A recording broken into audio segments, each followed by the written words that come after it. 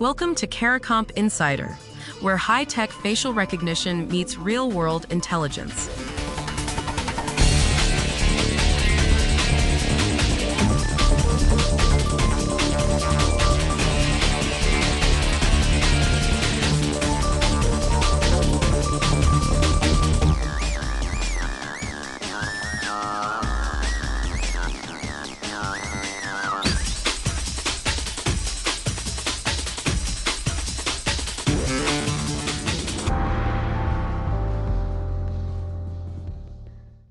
In a county office in southeast Missouri, 55 workers now clock in with their thumbprint.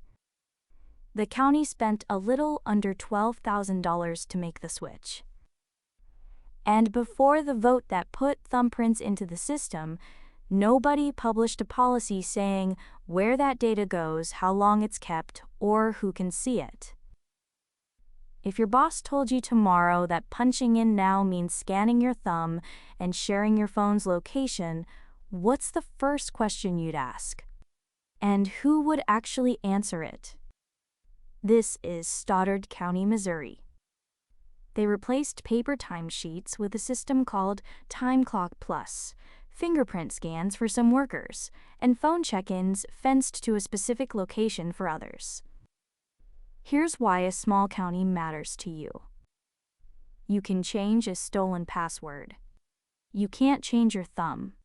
So when a 55-person payroll office starts collecting fingerprints, the real question isn't whether it works, it's whether anyone protected the people handing them over. Let's start with why a county did this at all. The problem is real. According to the American Payroll Association, 3 out of 4 employers lose money to something called buddy punching. That's when one worker clocks in for a friend who isn't there yet. Close to 3/4 of small businesses get hit by time theft every year. A thumbprint stops that cold. You can't fake a fingerprint for your buddy.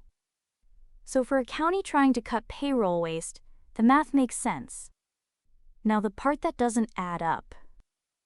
County officials had to publicly explain that the geofencing isn't tracking anybody.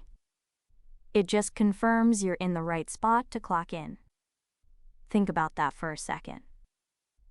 The fact that they needed to say it out loud tells you workers were already confused about what was being collected. That confusion didn't come from nowhere. Here's the gap that should make you sit up. Stoddard County operates in Missouri, a state with no biometric privacy law protecting workers. None.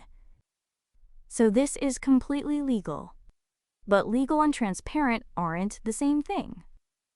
Most of the biometric privacy laws on the books in this country protect you as a shopper or a customer, not as an employee. If you've ever clocked in at a job, that gap is about you. And the watchdogs have noticed. The U.S. Government Accountability Office warns that workplace surveillance tools are spreading faster than the rules meant to govern them. Their finding is blunt. Weak safeguards and missing transparency leave workers exposed to misuse. Now layer that onto Stoddard County. No published rule on how long fingerprints get stored. No public plan for what happens if there's a data breach. No clear way for an employee to object. 55 people are now in the system, and that paperwork still isn't on the table. The story here isn't a small county buying a time clock. It's normalization. When a 55-person office adopts biometrics with no legal heavy lifting, it sets a quiet precedent, one that bigger employers can point to and copy. The deployment is racing ahead of the rules. The fingerprints went in first. The protections are supposed to come later. So here's the whole thing in plain terms. A small Missouri county now makes 55 workers clock in with a thumbprint, in a state with no law protecting that data. The technology fixes a real fraud problem. But nobody wrote down who guards the fingerprints or how long they're kept. You can reset a password 100 times. You only get one set of fingerprints for life. Whether you run a payroll office or just punch a clock, that's worth a question before you press your thumb down. The full story's in the description if you want the deep dive. Now you know something most people in this industry don't. Use it. And when you're ready to put it to work, caracomp.com. We'll see you tomorrow.